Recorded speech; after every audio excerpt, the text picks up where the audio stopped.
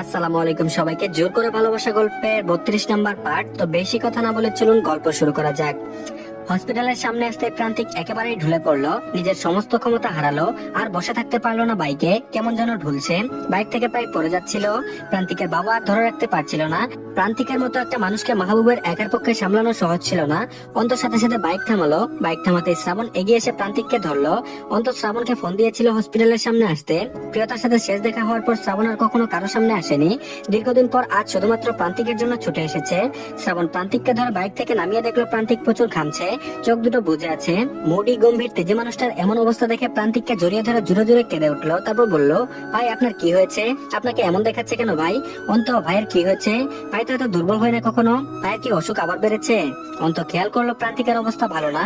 চোখ বন্ধ করে নেতিয়ে পড়ে আছে শ্রাবণের কাঁধে মাথা দিয়ে, কোনো নাড়াচাড়া নেই। অন্তর মনের মাঝে কেমন বাড়ি মেরে উঠলো, প্রান্তিকের কিছু হবে না তো?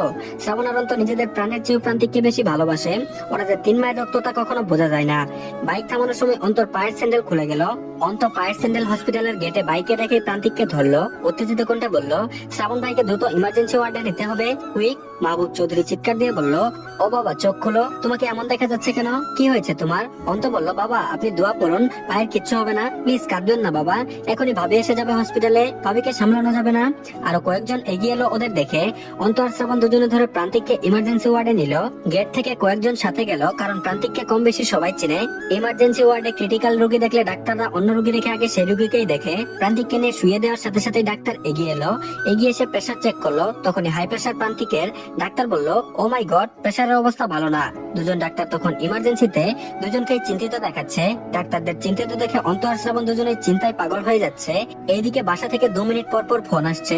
অন্ত ফোন তুলছে না, ফোন তোলার মতো অবস্থায় নেই। প্রান্তিক একেবারে অচেতন হয়ে পড়ে আছে, শুধু পেটটা উঁচু নিচু হচ্ছে। নার্স স্যালাইন রেডি করছে। একজন ডাক্তার আরেকজনকে বলছে, স্ট্রোক মনে হচ্ছে। শ্রাবণ ডাক্তারকে বলল, কিছু বুঝলেন স্যার? ডাক্তার বলল, এখনো কিছু বোঝা যাচ্ছে না, তবে স্ট্রোকের অনুমান করা হচ্ছে। শ্রাবণ বলল, হোয়াট? ডাক্তার বলল, বিচলিত হবেন না, আমরা চেষ্টা করছি। আগে কোনো সমস্যা ছিল? অন্ত মুখটা মলিন করে বলল, জি, ফুসফুসে ক্যান্সার ছিল।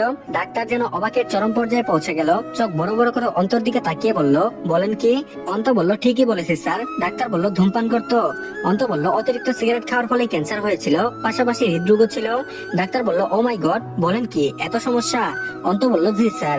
ডাক্তার বলল, ট্রিটমেন্ট কোথায় করেছেন? অন্ত বলল, ট্রিটমেন্টের কোনো কমতি ছিল না, সিঙ্গাপুরে গিয়ে ট্রিটমেন্ট নিয়েছিল, সেখান থেকে ফুসফুস অপারেশন করা হয়, নিয়মিত চেকআপ সহ সব চিকিৎসা চলছিল, মাঝে মাঝে স্বাভাবিক হয়েছিল, সমস্যা একটু কম হয়েছিল, শারীরিকভাবে রেসপন্স ভালো পাচ্ছিল। ডাক্তার বলেছিল ঠিক হয়ে যাবে, বলতে গেলে একদমই সুস্থ হয়ে গিয়েছিল। ডাক্তার বলল, এখন কি হঠাৎ অসুস্থ হয়েছে? অন্ত বলল, জি স্যার, হঠাৎ অসুস্থ হয়েছে, একদমই সুস্থ মানুষ ছিল। এর মাঝে প্রান্তিকের শ্বাসকষ্ট শুরু হয়। অক্সিজেন মাস্ক রেডি ছিল, দ্রুত অক্সিজেন মাস্ক দেওয়া হয়। অন্ত আর শ্রাবণ প্রান্তিকের দুই পাশে দাঁড়িয়ে দুই পাশ দিয়ে প্রান্তিকের হাত ধরে রেখেছে। মাহবুব পাশের বেঞ্চে বসে কান্নাকাটি করছে। প্রান্তিক নিজের মুখে মাস্ক খুলে শ্রাবণের শক্ত হাতটা ধরলো। শ্রাবণের দিকে ঘাড় কাট করে তাকালো। চোখের পাতা মেলতেও কষ্ট হচ্ছে প্রান্তিকের। তীব্র কষ্ট নিয়ে বলল, আমার সময় বোধহয় শেষ শ্রাবণ, আমার বাবা মা কেউ নেই। তুই তুই দেখিস আমার রজনীগন্ধা কোথায়? রজনীগন্ধাকে দেখে রাখিস, ওর খুব কষ্ট হবে, ওকে তোরা দেখে রাখিস ভাই। আমার বোধহয় শেষ দেখাটা আর হলো না আমার রজনীগন্ধাকে। এটুকু বলতে প্রান্তিকের দু চোখ বেয়ে পানি গড়িয়ে পড়লো, গলা জড়িয়ে গেল। আর যে কি বলার চেষ্টা করলো অন্ত আর শ্রাবণ দুজনেই কেউ কিছুই বুঝতে পারলো না। অনেকক্ষণ ধরে প্রান্তিক কিছু বলার চেষ্টা করলো, কিন্তু কিছুই বলতে পারলো না। শ্রাবণ আর অন্ত চেষ্টা করলো প্রান্তিকের কথা বোঝার জন্য, কিন্তু কিছুতেই বুঝতে পারলো না। শ্রাবণ বারবার বলল, ভাই আপনার কিছু হবে না, ভাই আপনার কিছুই হবে না। আবার শ্বাসকষ্টের মাত্রা বেড়ে গেল প্রান্তিকের। অন্ত দ্রুত অক্সিজেন মাস্ক দিয়ে দিল। প্রান্তিক আস্তে করে চোখ বুঝলো, একেবারেই শান্ত হয়ে গেল। অক্সিজেন চলছে, পেটের ওঠানামা অনেক বেশি বেড়ে গিয়েছে। শ্রাবণ ডাক্তারকে বলছে, স্যার এভাবে চোখ বুঝে গেল কেন? ডাক্তার বলল, ঘুমের ইনজেকশন দিয়েছি, ঘুম দিক 2 ঘন্টা, সুস্থ হয়ে যাবে। শ্রাবণ বলল, চোখ কান ফুসফুস যা লাগে আমার থেকে নিন প্লিজ স্যার, ভাইকে বাঁচিয়ে তুলুন, ভাইকে বাঁচিয়ে তুলুন স্যার, ভাই ছাড়া অনেকগুলো মানুষ অসহায় হয়ে যাবে। অন্ত খেয়াল করলো অক্সিজেন চলছে না, প্রান্তিকের পেটও আর নড়ছে না। চিৎকার দিয়ে বলল, স্যার কুইক দেখুন, পায়ের অক্সিজেন চলছে না, পেটও নড়ছে না। ডাক্তার নিশ্চিত হয়ে তাকালো, খুব অভিজ্ঞ নয়নে প্রান্তিকে খেয়াল করলো। অন্ত আর শ্রাবণ প্রান্তিকের হাত পায়ে তালু ঘষে দিচ্ছে, হাত পায়ের তালু গরম আছে, কিন্তু অক্সিজেন চলছে না, পেটও নড়ছে না। শ্রাবণ চিৎকার দিয়ে বলল, অন্ত ভাইয়ের পেট নড়ছে না কেন? ভাই ঠিক আছে তো? অন্ত ডাক্তারকে বলল, প্লিজ স্যার দেখুন না কি হলো, ভাইকে ঠিক করে দিন স্যার, ভাইয়ের কিছু হলে ভাবি মরে যাবে। ডাক্তার বলল, উনি মেরিট? অন্ত বলল, জি। ডাক্তার যেন কথাটা শুনে আহত হলো। ডাক্তারের মুখটা দেখে অন্ত আর শ্রাবণ বুঝতে পারলো খারাপ কিছু হতে চলেছে। ডাক্তাররা রোজই এমন শত শত রোগী দেখে থাকে, একবার দেখলে তারা অনেক কিছু বুঝে যায়। ডাক্তার বুঝেও চুপ আছে। প্রান্তিককে ঘিরে অনেক মানুষের ভিড় জমেছে, কারণ প্রান্তিককে সবাই চিনে। হসপিটালের নার্সরা ডাক্তাররা বলা বলি করছে উনি সেই মানুষ যে তার ওয়াইফকে প্রচন্ড ভালোবাসে। একদিন হসপিটালে নিয়ে এসেছিল, সুস্থ হচ্ছিল না বলে ডাক্তার নার্স সবাইকে মারতে এসেছিল। ডাক্তার প্রান্তিকের বুকে 2 হাত দিয়ে বারবার চাপ দিয়ে দেখছে। প্রান্তিকের বাবা বলছে, বাবা অত জোরে চাপ দিও না, আমার ছেলে ব্যথা পাবে, জন্মের পর আমি ওকে একটুও ব্যথা দিই নাই। একজন বাবার আকুতি দেখে ডাক্তারের চোখে পানি চলে এলো। কিচ্ছু করার নেই, ডাক্তারের কাজ ডাক্তারকে করতেই হবে। ডাক্তার বুকে প্রচন্ড জোরে চাপ সৃষ্টি করছে যেন প্রান্তিক রেসপন্স করে, কিন্তু কোনোভাবে রেসপন্স করছে না। ডাক্তারের মুখটা মলিন হয়ে আছে, সাথে ভীষণ চিন্তিত। প্রান্তিকের চোখের পাতা উল্টায় দেখছে, সবভাবে পরীক্ষা করছে কোনো রেসপন্স করছে কিনা।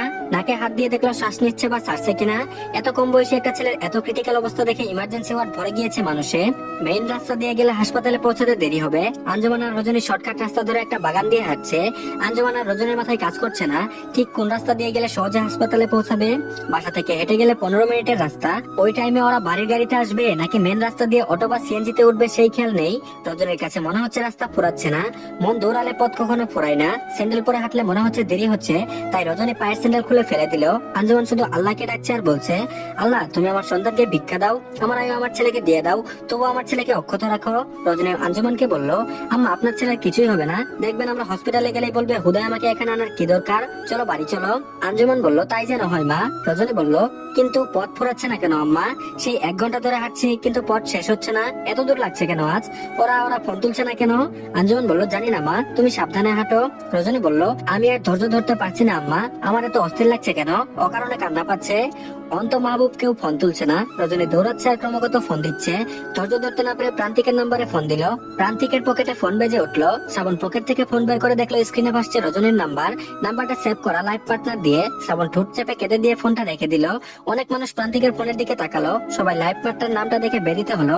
কি করুণ দৃশ্য, সবাই বলা বলি করছে আহারে। এসে যখন স্বামীর এই অবস্থা দেখবে তখন কি করবে মেয়েটা? এবারও কেউ ফোন তুললো না। অবশেষে রজনী আর আঞ্জুমান হসপিটালের গেটে পৌঁছালো। বাইক আর স্যান্ডেল ফেলে রাখা দেখে রজনীর বুক কেঁপে উঠলো। এভাবে বাইকটা ফেলে রাখা কেন? তাহলে কি ওনার অবস্থা আরো খারাপ হয়েছে? রজনী আঞ্জুমানকে পেছনে রেখে দৌড় দিল। এক দূরে গিয়ে দেখলো ইমার্জেন্সিতে প্রচুর মানুষের ভিড়। অন্ত ডাক্তারকে বলেই ফেললো, ভাই কি আর নেই আমাদের মাঝে? ডাক্তার মুখটা কালো করে বলল, নার্স অক্সিজেনটা খুলে দিন। রজনীর কানে এই কথাগুলো দূর থেকে ভেসে যাচ্ছে। তার পা আর চলছে না, পা দুটো আর বাড়াতে পারলো না। ভেতরে কি হয়ে যাচ্ছে তা বোঝানোর ক্ষমতা নেই। অন্ত বলল, কেন অক্সিজেন খুলবে কেন? পায়ের কিছু হয়েছে? কিছু বলছেন না কেন আপনারা? ডাক্তার কিছু না বলে সাদা কাপড় দিয়ে প্রান্তিককে ঢেকে দিল। নার্স অক্সিজেনটা খুলে দিল। শ্রাবণ আর অন্ত দুজন দুজনের দিকে তাকালো। শ্রাবণ অন্তকে বলল, ডাক্তার কিছু বলছে না কেন রে অন্ত? অন্ত বলল, স্যার কিছু বলেন। ডাক্তার বলল, দুঃখিত, আমরা ওনার ট্রিটমেন্ট করার সুযোগ পেলাম না। হৃদরোগের পেশেন্ট, উচ্চ রক্তচাপে হার্ট স্ট্রোক করেছে, কোনো টাইম নেয়নি, আমরা একটু দেখারও সুযোগ পেলাম না। এত কম বয়সী সুদর্শন ছেলের মৃত্যু আমার হাতে এটাই প্রথম হলো। মৃত্যু কথাটা ওদের হৃদয়কে কাঁপিয়ে তুললো। মৃত্যু মানে প্রান্তিক চৌধুরীর মৃত্যু। ওরা ওদের কানকে বিশ্বাস করতে পারছে না, যেন মনে হচ্ছে ওরা ভুল শুনেছে। এটা সঠিক নয়, এটা কোনো দুঃস্বপ্ন। ঠিক তখনই রজনী ভিড় ঠেলে ভেতরে গেল। ভেতরে গিয়ে দেখলো সাদা কাপড়ে একটা মানুষকে ঢেকে রাখা, তার দুই পাশে অন্ত আর শ্রাবণ। অন্ত উঠে শ্রাবণের কাছে গেল, শ্রাবণকে জড়িয়ে ধরে অন্ত আর শ্রাবণ কান্নায় ভেঙে পড়লো। তারা এটা মেনে নিতে পারছে না যে প্রান্তিক নেই। রজনী আর অন্ত শ্রাবণের কান্না দেখে সাদা কাপড়ে ঢাকা মানুষটার দিকে তাকালো। সমস্ত শরীর কাঁপছে রজনীর ওদের কান্না দেখে। সামনে রাখা সাদা কাপড়ের মানুষটা কে? তার প্রাণপ্রিয় মানুষটা কোথায়? তাকে তো দেখা যাচ্ছে না এখানে। এই সাদা কাপড়ের নিচে বা কে আছে?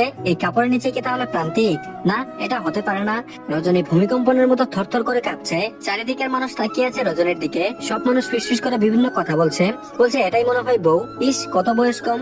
দুজনকে মানিয়েছে খুব সুন্দর, যেন রাজপুত্র আর রাজরানী। রজনী কাপা কাপা হাতে একটানে সাদা কাপড়টা ফেলে দিল। সাদা কাপড়টা ফেলতেই তার প্রাণপ্রিয় মানুষটার প্রাণহীন দেহটা দেখলো। নিথর দেহটা পড়ে আছে, একদম টলমল করছে দেখতে। রজনী কি বলবে, কি করবে কিছুই বুঝতে পারছে না, শুধু কাঁপছে। জীবনের সবচেয়ে বড় আনএক্সপেক্টেড শক পেলে মানুষ সেই মুহূর্তে যেন পাথর হয়ে যায়। তার পুরা দুনিয়াটা ঘুরছে, এখনই হার্ট অ্যাটাক হয়ে যাবে। রজনী শক্ট হয়ে দাঁড়িয়ে আছে, তার চারিদিকে যেন কাঁপছে। মস্তিষ্ক ফাঁকা হয়ে গেল, দপদপ করছে মাথার ভেতর। শ্রাবণের নজর গেল রজনীর দিকে। শ্রাবণ অন্তকে ছেড়ে দিয়ে বলল, অন্ত, ভাবিকে সামলা প্লিজ। অন্ত রজনীর কাছে এগিয়ে এলো। কি বলবে সে রজনীকে? কি বা বলা যায় এই মুহূর্তে? অন্ত কান্না মিশ্রিত কণ্ঠে বলল, ভাবি সব শেষ হয়ে গিয়েছে, আমাদের সব শেষ হয়ে গিয়েছে। রজনী ভেতর থেকে ফুলছে, কাঁদছে, কিন্তু শব্দ হচ্ছে না। সে যা ভাবছে তা কি সত্য? তা সত্য হলে সে মেনে নিতে পারবে না, সহ্য করতে পারবে না। ছলছল নয়নে অন্তর দিকে তাকালো, কিছু বলল না। তার কানে যেসব আসছে তা যেন মিথ্যা হয়, এসব যেন দুঃস্বপ্ন হয়। রজনীর মনে হচ্ছে প্রান্তিকের কিছুই হয়নি। সে প্রান্তিকের কাছে গিয়ে বসলো, প্রান্তিকের দিকে তাকিয়ে হাউমাউ করে কেঁদে দিল। সেই কান্না এমন করুণা হৃদয় বিদারক ছিল, প্রতিটা মানুষ কেঁদে ভাসিয়ে দিচ্ছিল। কারো ভালোবাসা এতটাও গভীর হয়, রজনীর কান্না না দেখলে কেউ বুঝতো না। প্রান্তিকের দুই গালে হাত রেখে কাঁদতে কাঁদতে বলল, আপনার কি হয়েছে? আপনাকে এমন দেখাচ্ছে কেন? ওরা এসব কি বলছে? আমার এখনই দম বন্ধ হয়ে মরে যাবো আমি। আপনি কথা বলুন, আপনার পায়ে ধরে আল্লাহর দোহাই লাগে আপনি কথা বলুন। আমি মানুষের এসব কথা সহ্য করতে পারছি না। আপনি কথা বলুন, আপনাকে কথা বলতে হবে। শ্রাবণ বলল, ভাইয়া কথা বলবে না ভাবি, আমাদের ফাঁকি দিয়ে চলে গিয়েছে। রজনী অন্ত আর শ্রাবণের দিকে তাকিয়ে কাঁদতে কাঁদতে বলল, ওনার কি হয়েছে? অন্ত বলল, ভাই আর নেই ভাবি, ভাই আমাদের ছেড়ে চলে গিয়েছে। রজনীর কর্ণকুহরে কথাটা যেতে রজনীর মুখটা খন্ড বিখণ্ড হয়ে গেল, ত্রিভুবন যেন কাঁপতে শুরু করলো।